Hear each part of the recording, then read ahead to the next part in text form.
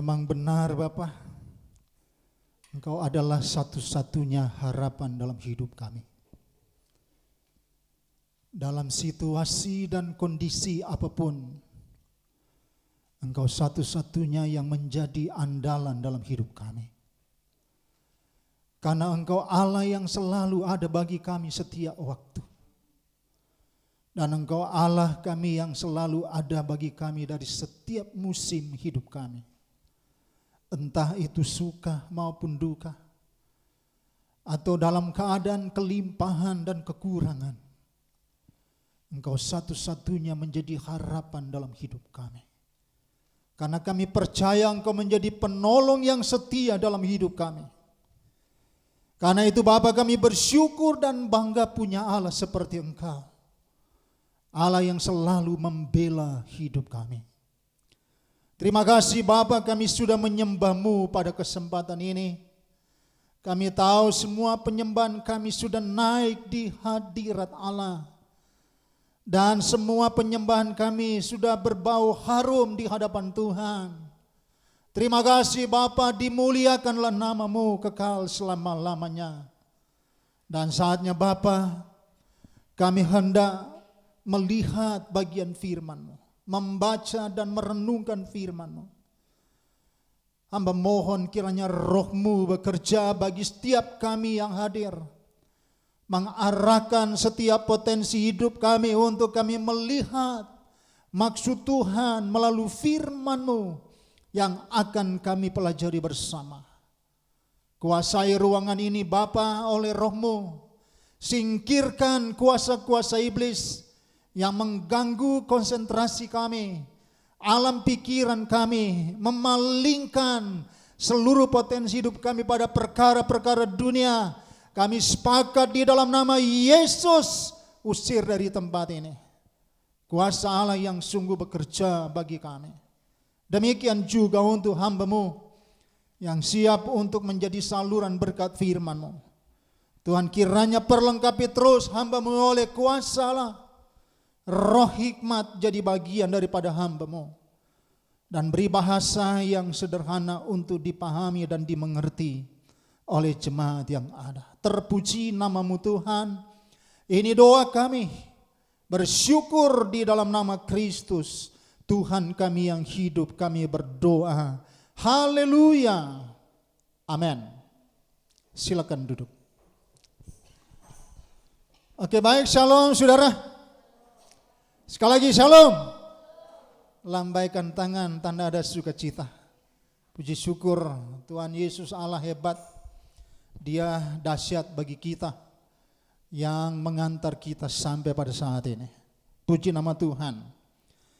Baik saudara, mari saya mengajak kembali untuk membuka bagian firman Tuhan dalam kitab Perjanjian Baru yang sudah dibacakan oleh MC tadi.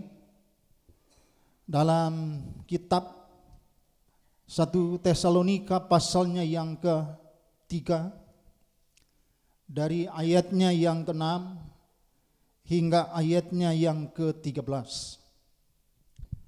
1 Tesalonika pasalnya yang ke-3, dari ayatnya yang ke-6 hingga ayatnya yang ke-13. Saudara, pada beberapa minggu ini kita begitu mencermati dari pasal 1, pasal 2, dan hari ini kita sudah berada pada pasalnya yang ketiga. Ya, khususnya dari ayatnya yang ke-6 hingga ayatnya yang ke-13. Ya, memang kalau kita memperhatikan bagian ini, kita diingatkan dari dua bagian penting dalam kitab 1 Tesalonika, yaitu yang pertama dari pasal yang pertama sampai dengan pasalnya yang ke-3 ayatnya yang ke-5, dan dia membicarakan tentang bagaimana hubungan antara Paulus dengan jemaat Tesalonika.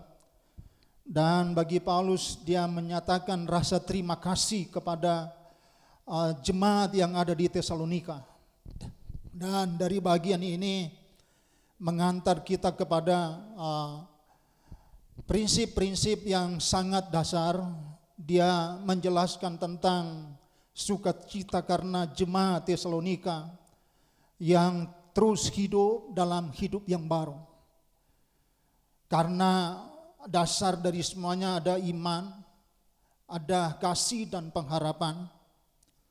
Lalu mengingatkan juga kepada kita tentang peran atau keterlibatan daripada jemaat yang ada, ditinjau dari bagaimana pemberian diri mereka dalam pelayanan. Lalu dari bagian berikut ini doa daripada Paulus supaya dia ada kesempatan kembali untuk melihat langsung tentang situasi jemaat yang ada di Tesalonika. Ya, khususnya kalau kita perhatikan hari ini dari pasalnya yang ketiga, dari ayatnya yang ke-6 hingga ayatnya yang ke-13. Dan ini harapan daripada Paulus, kerinduan daripada Paulus. Dan memang kita tidak lepas daripada konteks di mana dalam kisah pasalnya yang ke-17 di sana menjelaskan tentang bagaimana situasi yang terjadi pada waktu itu, di mana dengan semangat daripada Paulus menguraikan, menjelaskan tentang berita firman, di mana Mesias yang harus menderita dan dia disalibkan dan dikuburkan dan bangkit pada hari yang ketiga. Dan itu ya inti disampaikan oleh Paulus, sehingga pada waktu itu di kalangan orang-orang Yahudi yang iri hati, mereka mengadakan keributan dan melakukan hal-hal yang jahat. Tetapi inilah yang perlu kita perhatikan, bahwa Allah begitu bekerja dan Allah yang selalu ada bagi kehidupan jemaat pada waktu itu. Secara khusus kalau kita perhatikan dari kisah pasal yang ke-17 itu. Nah, memang ada hal-hal yang sesungguhnya berdampak dalam kehidupan kita sebagai orang percaya.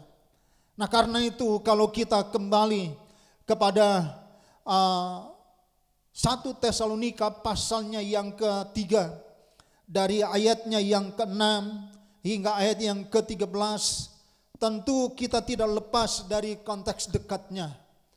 Dan ini mengingatkan kepada kita pada ayatnya yang ke-5, ayat yang ke-4 dan ayat yang ke-5, tentang bagaimana kehidupan Paulus pada waktu itu mengharapkan supaya jemaat pada waktu itu sungguh-sungguh kuat, walaupun memang ada pencobaan yang mereka hadapi. Salah satu contoh, kalau kita perhatikan ayat yang ke-5, di sana dikatakan begini, itulah sebabnya maka aku, karena tidak dapat tahan lagi, telah mengirim dia supaya aku tahu tentang imanmu, karena aku khawatir kalau kamu telah dicobai oleh si penggoda, dan kalau usaha kami menjadi sia-sia.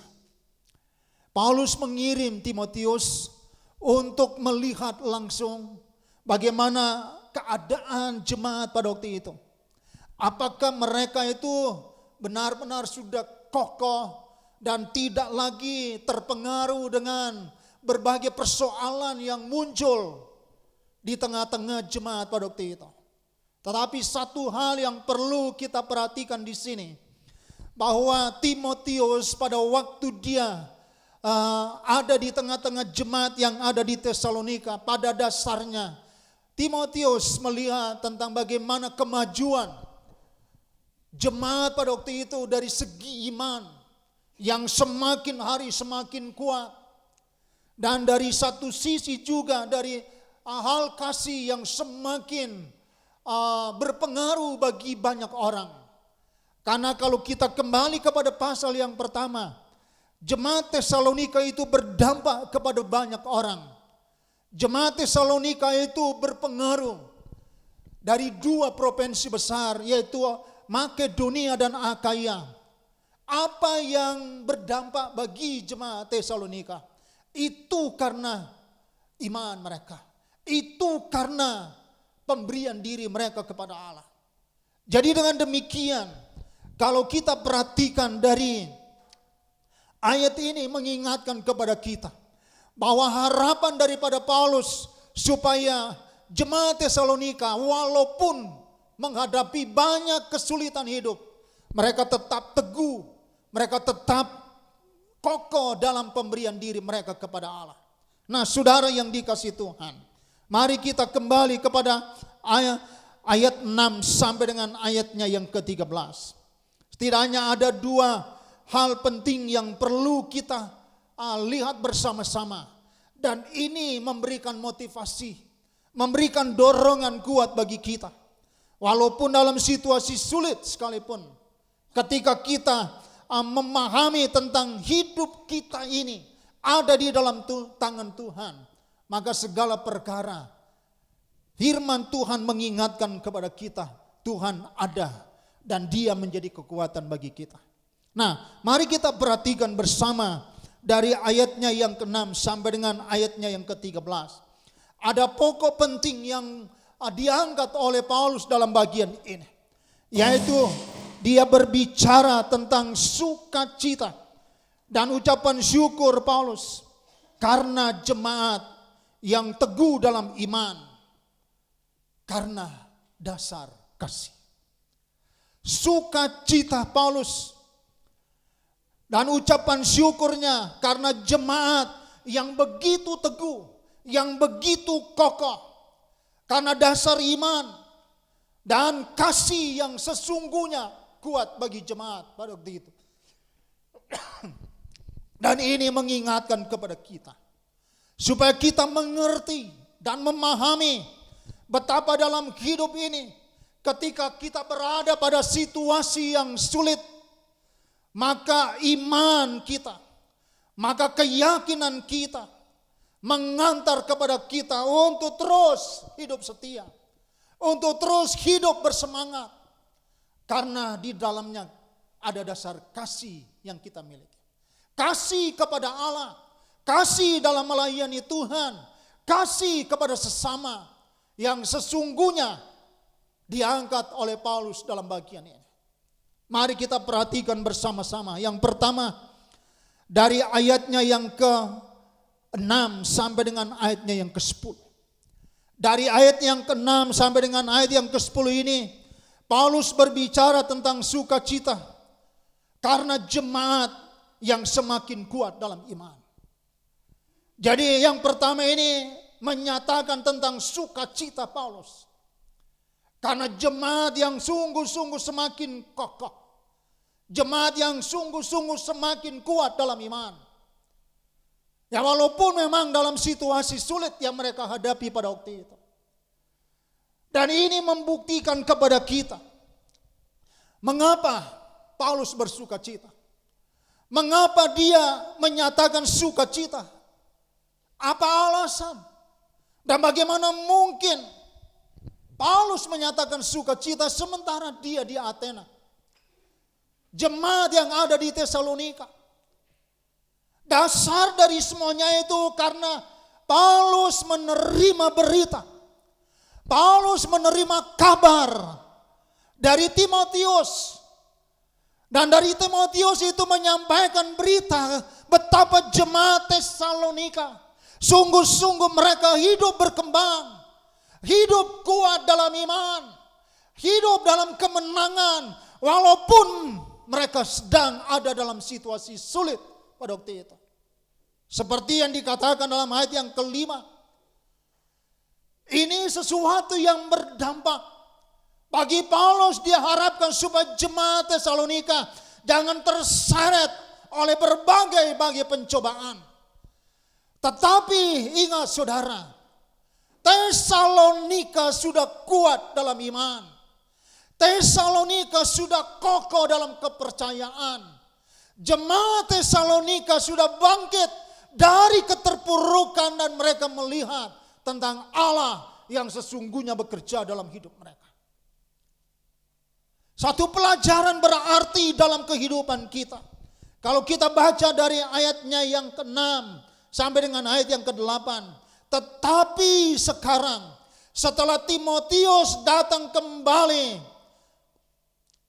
dari kamu dan membawa kabar yang menggembirakan tentang imanmu dan kasihmu, dan bahwa kamu selalu menaruh kenang-kenangan yang baik akan kami dan ingin untuk berjumpa dengan kami seperti kami juga ingin untuk berjumpa dengan kamu.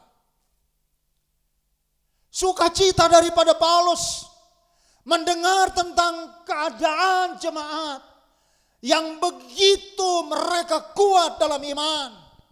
Sukacita daripada Paulus dengan menerima berita dari Timotius bahwa mereka sungguh-sungguh semangat di dalam melayani Tuhan. Walaupun memang banyak perkara yang sedang terjadi di tengah-tengah jemaat Tesalonika.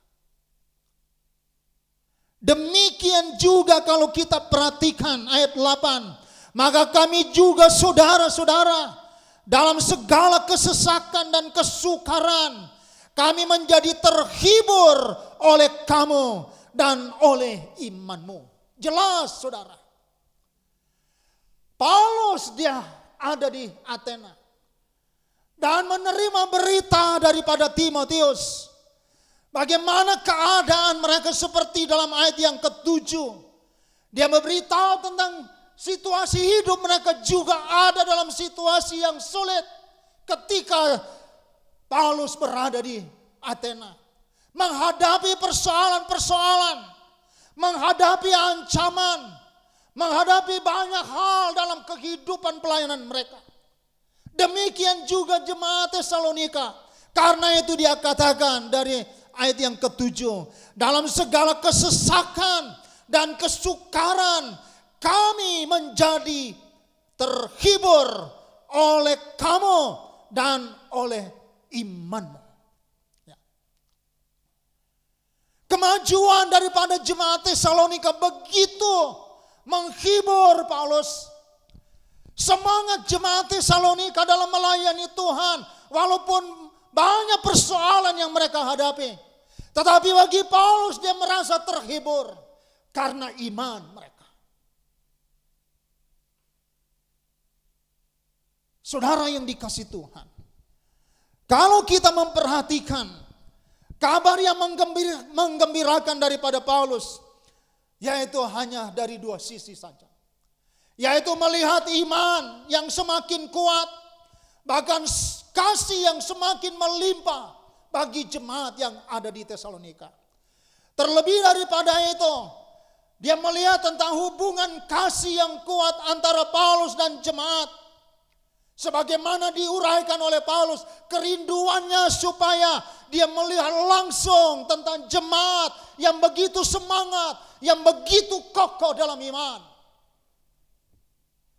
Dan terlebih daripada itu, ada harapan daripada Paulus seperti yang dikatakan dalam ayat yang ke-8. Di sana dikatakan demikian. Sekarang kami hidup kembali. Asal saja kamu teguh berdiri di dalam Tuhan. Artinya bagi Paulus dia katakan, saya ada semangat kembali hidup karena jemaat Tesalonika begitu giat, begitu bersemangat, begitu kokoh dalam iman dan kepercayaan mereka. Karena dibuktikan dalam ayat yang ke-8, sekarang kami hidup kembali asal saja kamu teguh berdiri dalam iman.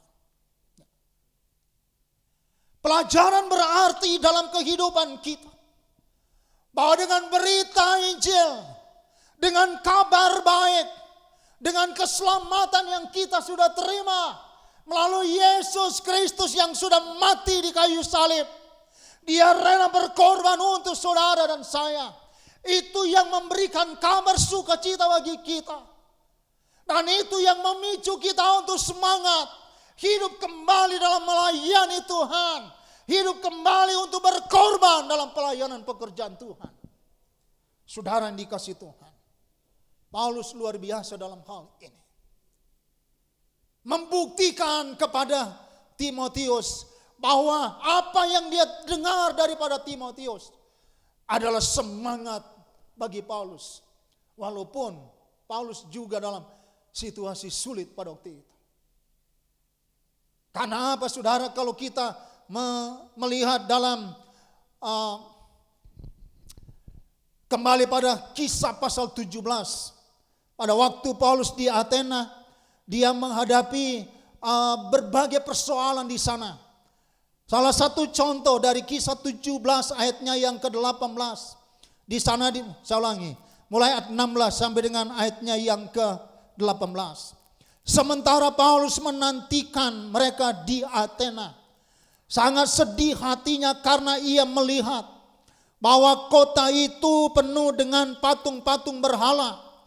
Karena itu di rumah ibadat ia bertukar pikiran dengan orang-orang Yahudi dan orang-orang yang takut akan Allah. Dan di pasar setiap hari dengan orang-orang yang dijumpainya di situ. Dan juga berada beberapa ahli pikir dari golongan Epikuros dan Stoa bersoal jawab dengan dia. Dan ada yang berkata, apakah yang hendak dikatakan si Plater ini? Tetapi yang lain berkata, rupa-rupanya ia adalah pemberita ajaran dewa-dewa asing. Sebab ia memberitakan Injil tentang Yesus dan tentang kebangkitannya. Ini yang dihadapi oleh Paulus. Dan lebih jelas kalau kita perhatikan ayatnya yang ke-23. Di sana dikatakan dalam soal jawab daripada Paulus. Dikatakan begini, sebab ketika aku berjalan-jalan di kotamu dan melihat-lihat barang-barang pujaanmu, aku menjumpai juga sebuah mezbah dengan tulisan kepada Allah yang tidak dikenal. Apa yang kamu sembah tanpa mengenalnya, itulah yang kuberitakan kepada kamu. Ini yang tengah dihadapi oleh Paulus ketika dia berada di Athena, menghadapi berbagai persoalan hidup karena dengan pelayanan yang dia jalani di sana.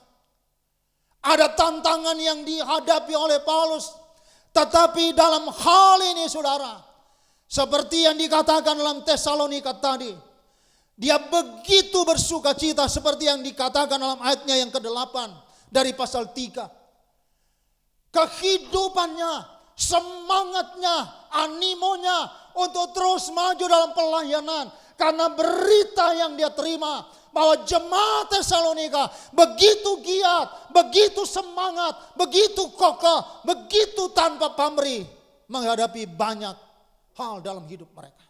Karena dasarnya iman dan kasih yang begitu kokoh. Saudara yang dikasihi Tuhan, ayat 9 dan 10 kalau kita perhatikan, ini ucapan syukur Paulus karena jemaat semakin bertumbuh dalam iman. Jadi yang pertama tadi mengingatkan kepada kita dari ayat 6 sampai dengan 10, membuktikan kepada kita bahwa sukacita Paulus menerima kabar, karena menerima kabar jemaat yang semakin kuat dalam iman. Saudara, mari kita perhatikan bersama-sama. Ayat 9 dan 10 di sana dikatakan, sebab ucapan syukur apakah yang dapat kami persembahkan kepada Allah atas segala sukacita yang kami peroleh karena kamu di hadapan Allah kita. Siang malam kami berdoa sungguh-sungguh supaya kita bertemu muka dengan muka dan menambahkan apa yang masih kurang pada imanmu. Menarik di sini kalau kita kembali kepada ayat yang ke-9. Dia katakan, sebab ucapan syukur apakah yang dapat kami persembahkan kepada Allah atas segala sukacita yang kami peroleh karena kamu. Jadi segala sesuatu sukacita yang dimiliki oleh Paulus itu karena jemaat Tesalonika. Dan mereka begitu kokoh dalam kepercayaan. Begitu kokoh dalam keyakinan. Tanpa pamrih walaupun banyak persoalan yang mereka hadapi pada waktu itu. Dan di sini Paulus katakan dalam ayat yang ke-10. Karena siang dan malam dia terus berdoa dan berdoa untuk jemaat yang ada di Tesalonika. Supaya mereka tetap semangat, tetap kuat. Tapi doanya juga mengharapkan supaya mereka bertemu muka dengan muka. Supaya melihat langsung tentang keadaan jemaat. Dan ini yang terjadi, saudara. Jadi Bapak Ibu yang dikasih Tuhan. Dari bagian ini mengingatkan kepada kita. Bahwa Paulus dia bersyukur kepada Allah karena jemaat yang semakin kuat, semakin bertumbuh dalam iman. Ucapan syukur daripada Paulus supaya jemaat semakin diteguhkan dan semakin berkorban dalam melayani Tuhan walaupun banyak tantangan. Tetapi doa juga dari Paulus dan ucapan syukurnya supaya pada satu ketika mereka berjumpa muka dengan muka. Apa yang kita temukan dalam bagian ini, saudara? Apa yang sesungguhnya kita tarik menjadi pelajaran dalam kehidupan kita? Satu hal yang perlu kita lihat, bahwa antara Paulus dengan jemaat Tesalonika sudah terbangun hubungan kasih, persaudaraan yang diikat. Hubungan kasih dan persaudaraan yang sesungguhnya sudah terbina. Dan pada akhirnya bagi Paulus, dia katakan jemaat Tesalonika adalah bagian dalam kehidupan. Demikian juga dalam kehidupan kita. Bahwa selama ini kita sudah terbangun hubungan yang kokoh, hubungan yang erat. Karena itu didasari pada kasih. Hubungan yang sesungguhnya sudah terbina, yang sudah menjadi bagian dari jemaat yang ada, yang terpelihara selama ini. Mari lanjutkan itu dalam kehidupan kita. Jangan memandang status seseorang. Melihat kelebihan dan kekurangan seseorang itu adalah bagian dari kehidupan kita, saudara. Ucapan syukur daripada Paulus karena melihat jemaat yang begitu semangat. Demikian juga dalam kehidupan kita sebagai gereja Tuhan. Yang mana kita sudah terikat oleh kasih. Dan di atas segala-galanya kasih itu menjadi pijakan kita. Dan membawa kita semakin erat di dalam kasih itu. Beda pendapat itu soal biasa, saudara. Beda pendapat itu membuktikan kita saling membangun satu dengan yang lain. Atau mungkin strata sosialnya dalam lingkup kehidupan kita. Kita melihat bahwa dia dengan saya itu berbeda strata sosial. Tetapi satu perkara yang perlu kita lihat, bahwa di sini dikatakan oleh Paulus bahwa siang dan malam kami berdoa sungguh-sungguh supaya kita bertemu muka dengan muka. Karena saya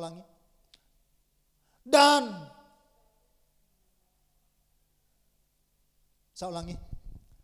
Siang malam kami berdoa sungguh-sungguh supaya kita bertemu muka dengan muka. dan menambahkan apa yang masih kurang pada imanmu. Kalau jemaat Tesalonika di sini, iman sudah kokoh semua. Amin. Sudah kuat. Sudah tahan banting. Dan tidak lagi dapat digeser oleh situasi yang ada. Itu fakta, saudara. Sampai pada dewasa ini, kami memperhatikan bahwa jemaat Tesalonika begitu kokoh. Walaupun memang banyak tantangan harus dihadapi. Tetapi itu proses yang harus kita lewati. Semakin kita terbangun dari apa yang kita terima dari Tuhan. Dan karena itu, mari kita perhatikan dari bagian yang kedua. Dari ayatnya yang ke-11 sampai dengan ayat yang ke-13. Memperhatikan bagian ini. Dari ayat 11 sampai 13. Paulus menyatakan tentang doanya. Karena hubungan yang sudah terbina terus dan terpelihara.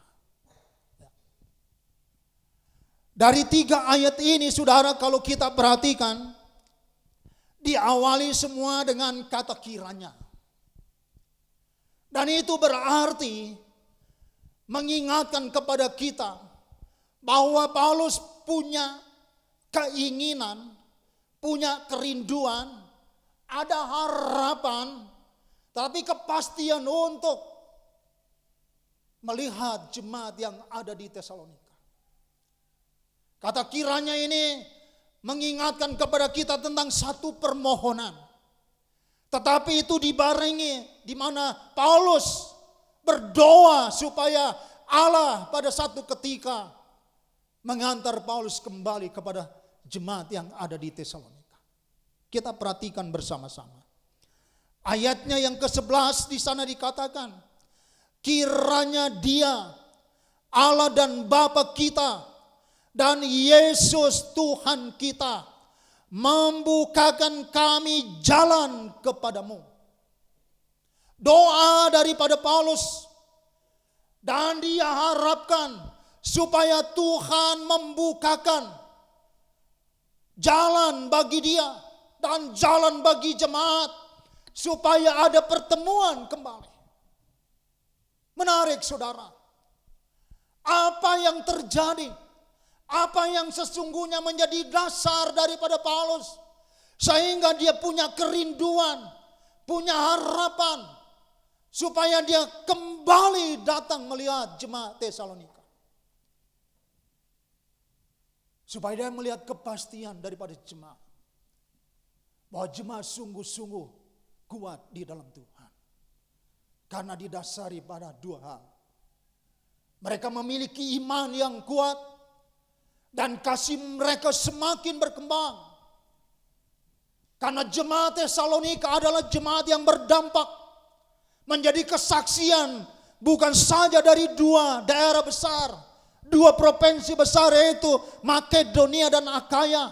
Tetapi dari semua tempat. Tesalonika menjadi kesaksian. Dan ini kerinduan daripada Paulus. Kembali melihat tentang keadaan jemaat yang begitu semangat di dalam Tuhan. Karena itu doanya dia katakan, kiranya Tuhan membukakan kami jalan kepadamu. Artinya kepada jemaat. Demikian juga timbal baliknya jemaat dengan Paulus. Ayatnya yang ke-12 di sana dikatakan, dan kiranya Tuhan menjadikan kamu bertambah-tambah dan berkelimpahan dalam kasih seorang terhadap yang lain dan terhadap semua orang, sama seperti kami juga mengasihi kamu. Ini doa Paulus. Dari ayat 12 dia menyatakan supaya jemaat Tesalonika sungguh-sungguh bertambah-tambah, berkelimpahan kasih dalam hidup mereka. Tetapi juga terhadap orang lain, terhadap semua orang. jemaat yang ada, tetapi juga bagi Paulus. Karena ayat 12 ini dikatakan bukan saja kepada jemaat tetapi orang lain. Dan ini yang dibuktikan dalam pasal 1. Jemaat Tesalonika menjadi kesaksian. Karena prinsip dari semuanya ini seperti yang dikatakan dalam ayat yang ke-12. Di sini dikatakan bertambah-tambah, berlimpah-limpah kasih seorang terhadap yang lain, terhadap semua orang, sama seperti kami juga mengasihi kamu. Jadi ada 3 golongan di sini, saudara. 3 kelompok yang dimaksudkan oleh Paulus. Orang lain, biar jemaat Tesalonika sungguh-sungguh tambah berlimpah kasih kepada selain orang lain, terhadap semua orang, dan juga Paulus dengan Tesalonika. Dan bagaimana dengan kehidupan kita, saudara? Allah mau dalam kehidupan kita supaya kasih itu terus bertambah-tambah dan itu terus maju mengantar kita untuk semakin melihat tentang Allah sungguh-sungguh bekerja dalam hidup kita. Kita menjadi kesaksian lewat kasih yang kita wujudkan. Kasih tanpa batas, saudara. Kasih yang disertai dengan pengorbanan. Kasih yang tidak menuntut balas atau jasa. Saudara, ini yang dilihat oleh Paulus. Berikut ayatnya yang ke-13. Kiranya dia menguatkan hatimu supaya tak bercacat dan kudus di hadapan Allah dan Bapa kita pada waktu kedatangan Yesus Tuhan kita dengan semua orang-orang kudus.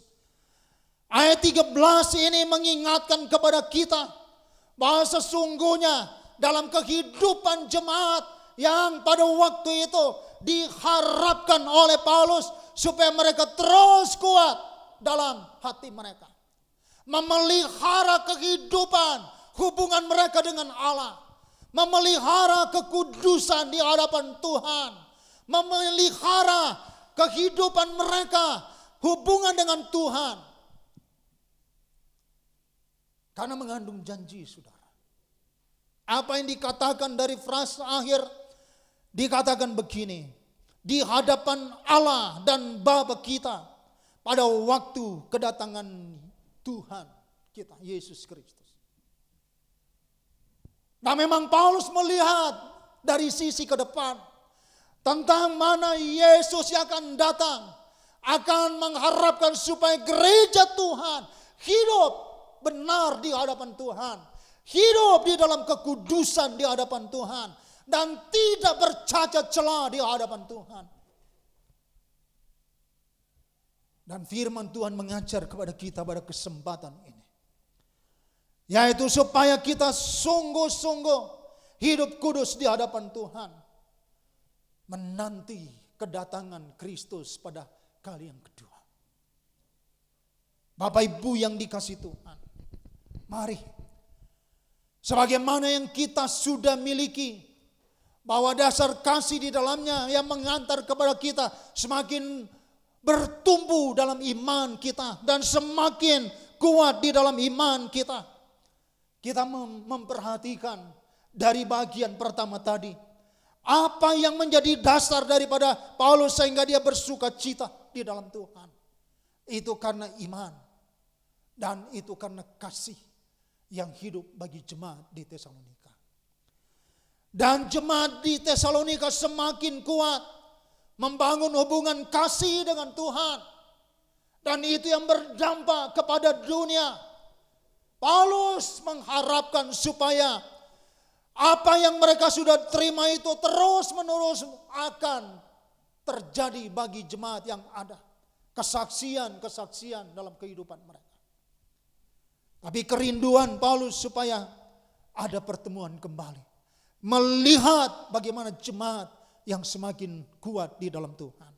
Nah, karena itu mari kita perhatikan bersama-sama apa yang dikatakan Pasal 2 ayat 19 sampai dengan ayatnya yang ke-20.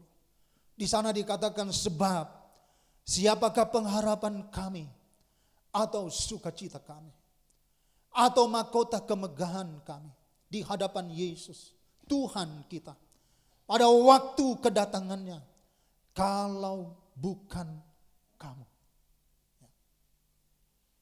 Pengharapan Paulus, sukacita Paulus, mahkota Paulus, kemegahannya,